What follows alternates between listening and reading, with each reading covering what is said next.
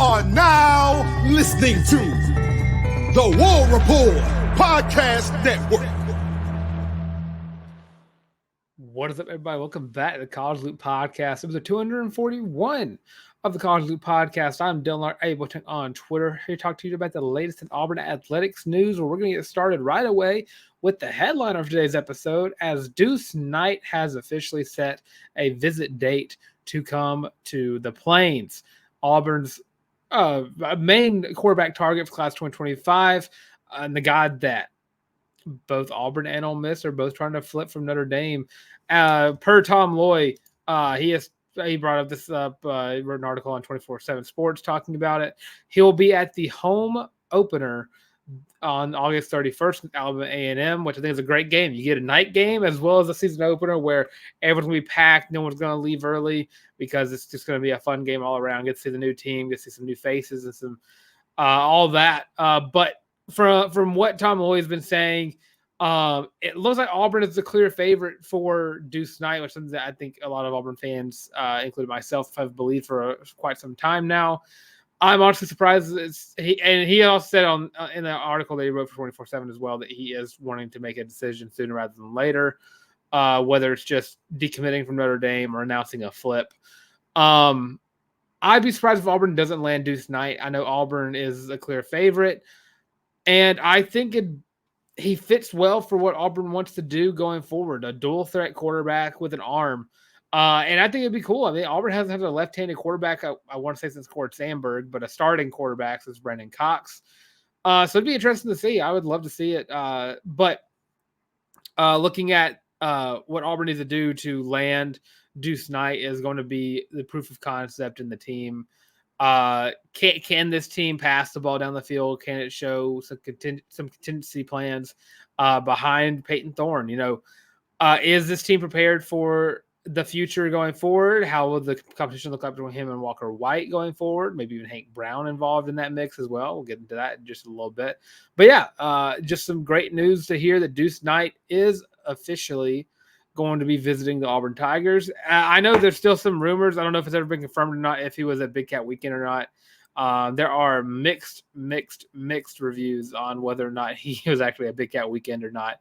But he will be in Auburn, Alabama on August 31st to watch the Auburn Tigers season opener against Alabama A&M Bulldogs, which, oddly enough, I will be in that game in attendance as well. So if you see me there, don't forget to just say hey, or whatever. Just scream at War Eagle at me, whichever one you want to do.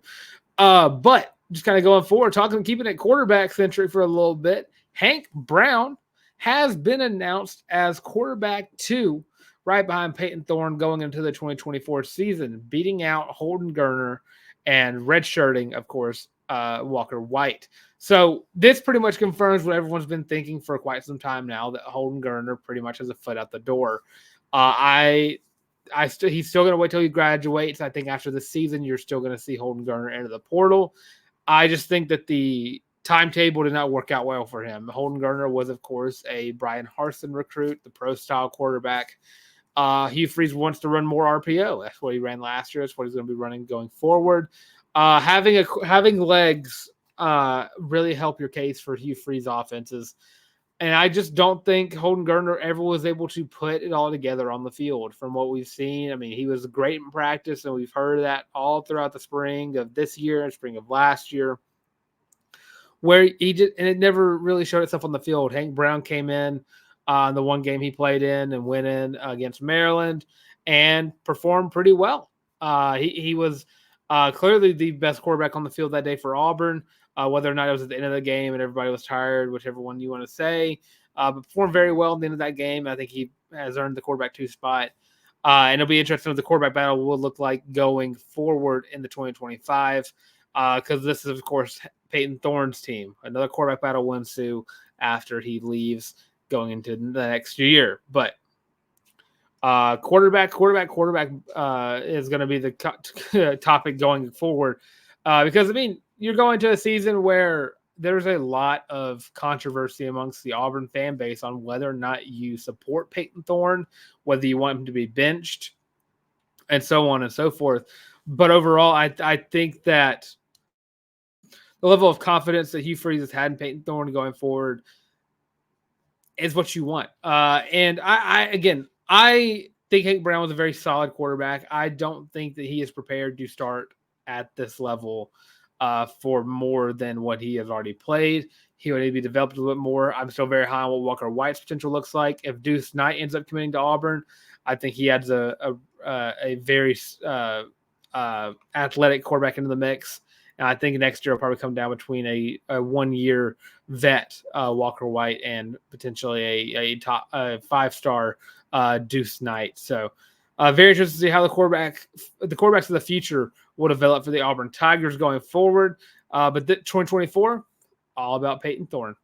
And Peyton Thorne also getting him his own weapons. Cam Coleman, per on 3. They have named him to their preseason All-American team or preseason All-American freshman team. And he's going to be there regardless. I think Cam Coleman is going to be one of those star players for Auburn this year that they're really going to enjoy the fact that they got, because I don't know of a single person who's going to be disappointed with what you see from Cam Coleman or what you've already seen from Cam Coleman. The Freeze 4 have all come out during the spring, summer, and fall camps and absolutely balled out whenever they got the chance to. I know the first few days of fall camp, Perry Thompson was the big guy that everyone was talking about.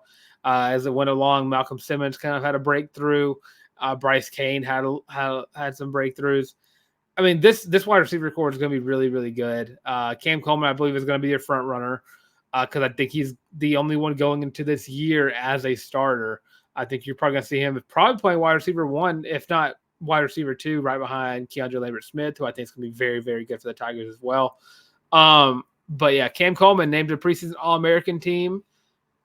For freshman All-American team. I forgot the freshmen were there, but why not? Let's put him on the All-American team as well. For that, I still don't know what his season's going to look like. It kind of depends on how much of the run game is going to be heavily utilized early on in the season. But with that, this is going to be a quick episode today. I'm probably going to get in and out of here in like 20 minutes. I just realized it's all news. It's all news tidbits for today.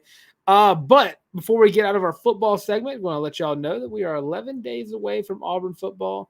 So we are getting so close. You can almost smell Jordan Hare in the air. You can almost smell the planes getting ready for college football, getting back, which actually college football starts in 4 days, which super stoked about that. But there was a blunder that I realized in my way too early season preview series. I went from Vanderbilt to Texas A&M. I completely skipped over the ULM game. So today's episode for the Way Too Early Season Preview Series will be about the ULM Warhawks. And then next Tuesday, we'll be doing the Iron Bowl. So Texas A&M and ULM are just flip-flopped. That's all it's going to be. It's just this is going to be the week. I think week 12 prediction. And then the last episode was week 13. So keep that in mind going forward. But it's going to be a pretty quick one. I mean, this game was lost to me for a reason. I don't think ULM is going to be on the same level New Mexico State was last year. The ULM has the first year of a new head coach in Bryant Vincent, whose prior head coaching experience was as the interim head coach of the UAB Blazers when they went 7-6 in 2022.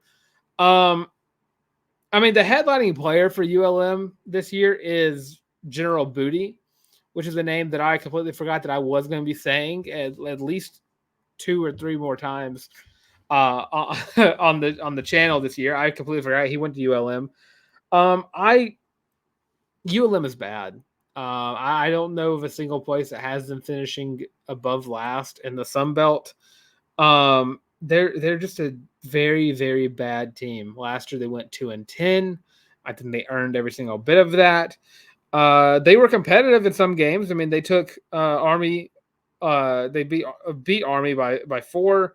Then they beat Lamar by 10, but then lost to Texas A&M by 44. Narrowly lost to Appalachian State. Got whooped by South Alabama. Lost to G.J. Finley by 1 point last year. Lost to 10 points to Georgia Southern. Lost to Arkansas State by 10. Lost to Southern Miss by 21. Lost to Troy by 31. Lost to Ole Miss by 34 or 32. And lost to ULL by 31. And all those games seem close, and you think that maybe they could get that, flip that around with a new coach, a potentially better coach than what they had last year. But they're only returning 2 offensive starters. They're only returning 5 defensive starters. I don't think this is going to be a very good team. This is going to be the cupcake game that Auburn is going to want right before they get into A&M and Alabama. Just a way to kind of get ready for your last 2 tough games of the schedule. Again, it's going to be a quick preview. I don't think ULM has enough talent to really make this an interesting game. And I don't, knocking on wood, because I don't never want the New Mexico State thing to ever happen again. I don't think it ever will. Fingers crossed, knocking on wood again. ULM is just not a good team at any part. There is not a single player that I think, if you look at the starting lineups, that I think the arrow would be facing towards the Warhawks. I think Auburn has a clear advantage. I think you're probably going to see a lot of Hank Brown this game. I think you might even, if Deuce Knight visits, he might even get a chance to get in. I think that this game has that level of implications. ULM, I don't think is a very good team. I think Auburn puts up a 40 burger in this game, potentially even a 50 burger. This game's going to get rough for ULM, but I'm just not high on the Warhawks. I don't know of anybody who really is. And I just pray that it's not something that I'm just completely jinxing and another New Mexico State happens yet again. And I would love it at some point in my life where I could forget that game ever happened. I talked about it today with a buddy of mine, and it just brought back bad memories, bad vibes, just by even mentioning the game that happened. So hopefully that game will fly by us at some point in the future. But with that, I had nothing for our football segment. I mean, it was all news. I didn't really have anything special outside the Way Too Early series. I thought I was going to be previewing the Iron Bowl today, but I completely forgot I missed out on ULM. So come back next week if you want to see my Way Too Early prediction of the Iron Bowl. And don't forget to also check out our SEC season preview series that has been going on. Today is Kentucky. It comes on at 12 o'clock Central Standard Time. That's noon. We've done Alabama, Arkansas. We've done the Auburn Tigers, which I'm sure everyone has watched already. That video is absolutely blown up, and I love all of you to death that have watched that one. Also did Florida, Georgia, and again, Kentucky is today. Tomorrow will be, if my alphabetic memory serves me right, LSU would be the team that's up next. So get ready for that. Keep watching those episodes so you can hear more about your favorite and least favorite other SEC teams besides the Auburn Tigers. But last thing we're going to talk about today is basketball. But before we get into that, I do want to play a little ad. We're going to do a little ad read, and then we'll talk about some basketball because Auburn's schedule just keeps getting better, per se. So we'll be right back after this. Are you tired of having to rummage through just clothes after clothes after clothes, looking for something to wear? Are you tired of your friends making fun of you for your terrible fashion sense? Well, do we have the shirt for you? Go to thewarreport.com, get your laptop out and do it right now. Go to the shop and get your very own Feelin' Loopy t-shirt as well as your college loop hat, and you can get both of them for only $25 each. Plus shipping and handling, of course. But with that, now back to your regular scheduled program. And of course, I'm currently wearing the Feelin' Loopy t-shirt right now. I am so comfortable in this shirt. It's the best shirt I have. It's the best shirt I have. So go check that out on thewarreport.com. Click the shop. First page is the college loop hat, which is currently on my wall right now. Second page is the Feelin' Loopy t-shirt. It comes in 5 different colorways. Again, most comfortable shirt you're ever going to wear your entire life. Look at that. That's beautiful. That's beautiful. You also have the War Report Podcast Network logo on the shoulder or the arm right there. So go check that out. Halloween's right around the corner. And what's a better costume idea to wear to any Halloween party you go to or trick-or-treating than dressing up as a hardcore looper wearing the hat and the shirt combo as well. So go check that out on thewarreport.com. And also don't forget to follow us on all social accounts as well, especially if you want to keep in touch with how many days until Auburn football is on our screens again. We try to post that every single day at 8, if not 8, at some point during the day. Again, we are 11 days away from Auburn football. And we're getting pretty close to Auburn basketball coming back on our screens as well. That's in November is when that season starts back up. And oh my Lord, the Maui Invitational bracket finally got announced. It felt like it's been years since they have announced that Auburn will be playing in this year's. And they're going to be playing against the Iowa State Cyclones in the first round, which is a very tough team, a very underrated team to look out for. Had a very good year last year. If they beat Iowa State, they will look to play the winner of UNC versus Dayton. Other side of the bracket has all the other teams that are going to be in there. I'll get to them in a second. I have a pretty fair idea of who I think is going to be the last team Auburn would have to play if they were to beat UNC or Dayton. But if you look at Auburn's schedule this year, holy crap, I don't know. Bruce Pearl is on one. He is out for blood this year. So you look at the season, Auburn's going to be playing against the Houston Cougars, Iowa State Cyclones, Maui Invitational, and then the winner of UNC Dayton. If Auburn gets out of UNC Dayton unscathed, they will either play UConn, Memphis, Michigan State, or Colorado. Hear me out. UConn. Probably the team that I would say would be the team Auburn would play in the championship round of the Maui Invitational. And then after that, you travel to North Carolina to take on, not North Carolina, not NC State, but the Duke Blue Devils, one of the other blue bloods in that state. I'm not saying NC State's the blue blood. And then you play Ohio State, and you also take on the Purdue Boilermakers. This schedule is absolutely ridiculous. It is crazy because this is so many primetime level matchups that Auburn is playing. And this is from what I think the season would go like. You're playing against 1, 2, 3, 4, 5, 6 potential top 25 teams in your non-conference slate. You're playing against a bunch of top 25 teams. Auburn has a chance to probably host a lot of college game days this year if these days take place on Saturdays. I don't know how many of these games take place on Saturdays. I don't think they've officially said those yet for all of these. I could be wrong. That's something I need to look up myself. But yeah, the schedule's ridiculous. It's absolutely crazy. I can't wait for college basketball to come back on, strictly because Auburn is going to be the team to watch this season, because the schedule is crazy. It's absolutely wild. I'm going to say that forever because this schedule is absolutely crazy. You got the SEC schedule right after the slate of games is over with. It just doesn't stop.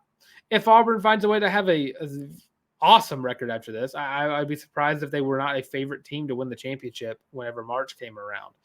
And this team is stacked. I mean, this is one of the oldest teams in college basketball, if I'm not mistaken. I mean, every single scholarship player on Auburn's basketball team is a senior or higher, outside of Ja'Kai Howard and Tahad Pettiford. This team is going to be well balanced. It's going to be shooting the ball very well. It's going to be facilitating very well. You still have Janai Broom and Dylan Cardwell at your 5, which are going to be one of the best 1-2 tandem of centers in college basketball, and especially because you might see some more Janai Broom playing forward. We're going to see both those guys out on the court together. I mean, this team is going to be so good. I cannot wait for college basketball to come back because I'm so high on Auburn this year. I mean, the ceiling is a national championship. And I'm not saying it's the only year where that's ever happened. And Auburn's had a few years where that was their ceiling. But this year, without a doubt, I mean, if Auburn plays their best basketball from November all the way to March, this is a championship caliber team. This is a team that should be getting a number 1 seed. This is a team that should be there when it's all said and done, just getting it done. Get hot at the right time. This team doesn't have any weaknesses that we can see right now. You're deep at the guard room. You're deep at the forward room. You're, again, best tandem centers in college basketball. So super excited to see how Auburn basketball performs this year, especially with this absolute ridiculous schedule. If you don't have a way of watching it, find a way to. I cannot emphasize that enough because it's gonna be a fun one. So with that kind of for this time of the College Loop Podcast, again, a short episode today. Just a bunch of news. Come back next episode. We're gonna try. Well, I'm about to say we're about to try, but let's say Thursday was gonna be predicting the college football season, but that ended up being the Sunday live stream. Come back on Thursday, and we're gonna talk about what Auburn has to do to take down some of their toughest opponents on the schedule. Going through what the best case looks like for Auburn, what some hot takes for Auburn. I got to get all my hot takes out a week early. That way everyone has enough time to make fun of them, unless they're proven right. Then everyone has to subscribe. Sorry. Everyone has to subscribe if I'm right about a bunch of my hot takes. But with that being said, thanks for watching this episode of the College Loop Podcast. I am Dylan Larck. I am on Twitter, also on my Instagram as well at Dylan Larck, DYLANLARCK. Also, right here on the College Loop Podcast, we should like, comment, and subscribe. Leave your comments. What are your thoughts on Hank Brown being quarterback 2? What are your thoughts on the potential of Deuce Knight coming to Auburn in 2025? Who do you think will be the starting quarterback for the Tigers in 2025 between Hank Brown, potential Deuce Knight, and Walker White as well? But that's it. Okay, yeah, those 3 guys as well. And of course, let's get hype. College football is right around the corner. And of course, this has been the 240th installment of the College Loop Podcast. And as always, War Eagle.